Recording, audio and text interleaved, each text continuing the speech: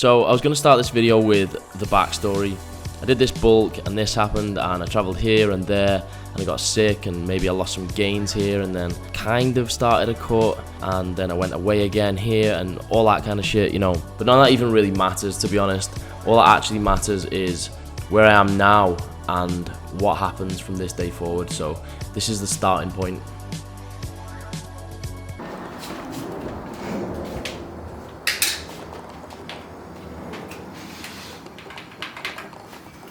I'm actually genuinely fucking scared, man.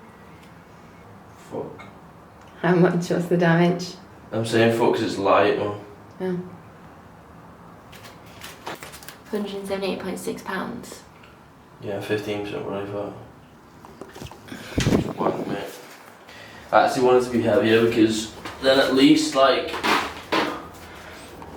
you can cut down from that. Being light is shit. Because that means then you light and then you start getting lean. And then you end up small as fuck. Right. Yeah. Thanks.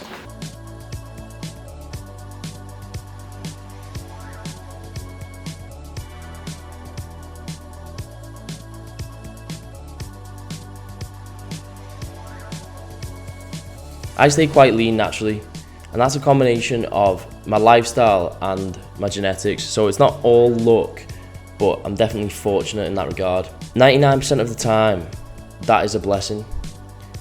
And the only downside is that I can pretty much exist at what most people would call shredded without actually putting that much effort in.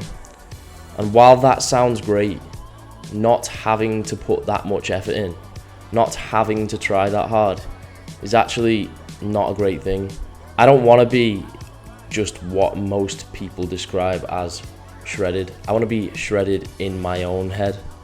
I want to actually push it and see what I can look like if I fully commit to it and actually get as lean as I can get. Even when I've been at my leanest in the past, I know I can be considerably leaner than that.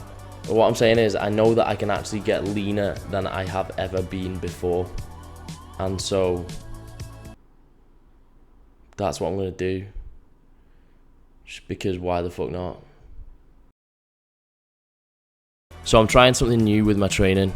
And this came about because I recently went to Rome and I was only back for 2 days before I went away again.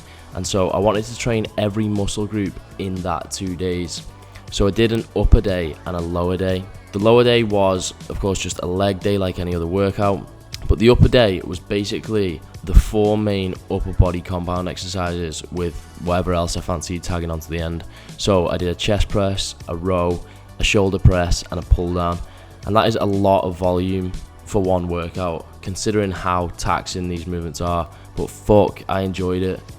The pump that you get from that is literally a next level feel, and it didn't even feel like my lift suffered that much from doing all these compounds in the same workout as I expected them to.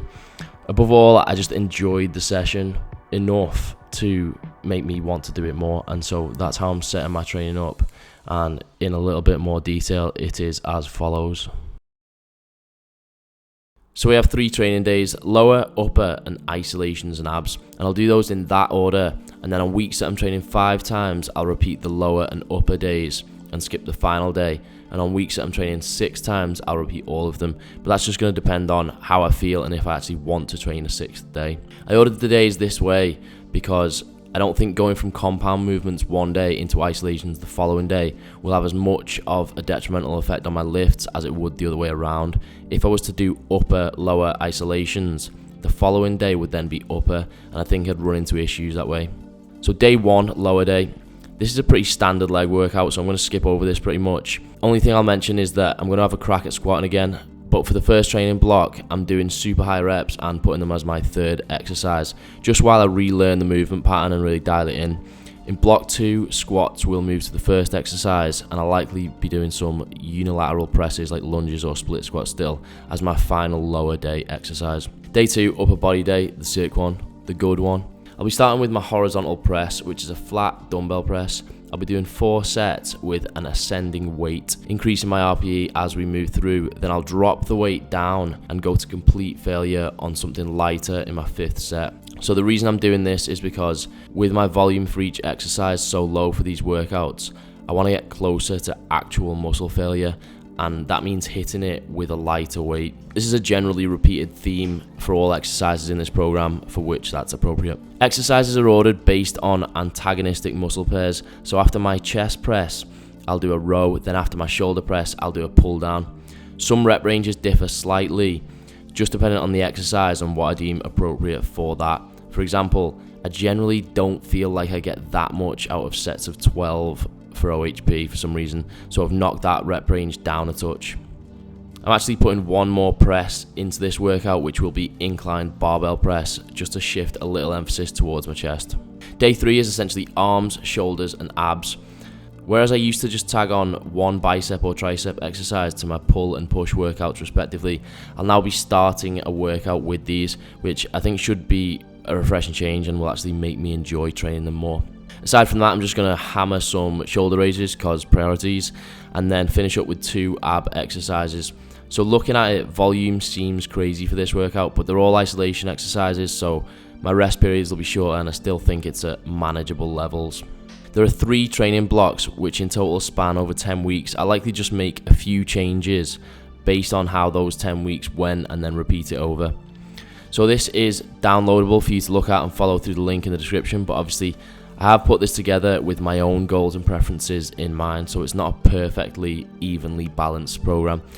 That link will work for 7 days from the time this video is uploaded, and if you miss it, you can kindly ask someone in the comments if they can send it to you. Any further questions about the program, slam them in the comments and I will get back to you. Alright, let's do calories and macros real quick. So I'm starting off high as usual on 2,600 calories, and that is split into 358 carbs, 163 grams of protein and 58 grams of fat. So that's actually just there or thereabouts where I want my targets to be, because MyFitnessPal only allows you to set your macros to within the nearest 5% of total calories. There is actually a workaround. If you search for it on YouTube, you'll find tutorials. It involves installing a plugin on your desktop browser, fucking about, and then you can change it to the gram, but I don't really give a fuck. I don't have that severe OCD, so I'm gonna leave it as it is. Just go close to those targets. So I did my first few days on those calories and macros, and I was being super fucking sensible in terms of food choices and satiety, and I found that I was going under those calories. Now typically I won't be going under my calories. I will be utilizing every last calorie and every last gram of carbs certainly later in the cut, but as it's the first few days and my calories are still quite high, there isn't really any danger of me being too low in calories right now and, you know, ending up small as fuck. So I was quite happy to go under, and I thought I might as well reduce my calories a bit, so I knocked them down to 2,400 calories, and that is broken up into 300 grams of carbs, 180 grams of protein and 53 grams of fat. So again, they're just as close as I could get them, and I will likely be deviating a little bit from those. For example, I doubt I'm going to be hitting 180 grams of protein. That's probably overkill. Anything above about 155 or 160 grams of protein I'll be happy with, and then I'll distribute those calories between carbs and fat. So my MyFitnessPal username is Joe Delaney PT, and my diary is public, so you can either go into the app and search for it that way, or you can use the link in the description. If you want to keep up with the shit that I'm eating, and you can do like a virtual full day of eating every day, you can check up on me, check if I'm hitting my macros, DM me saying what the fuck Joe when you see like 300 grams of Cocoa Pops, and yeah.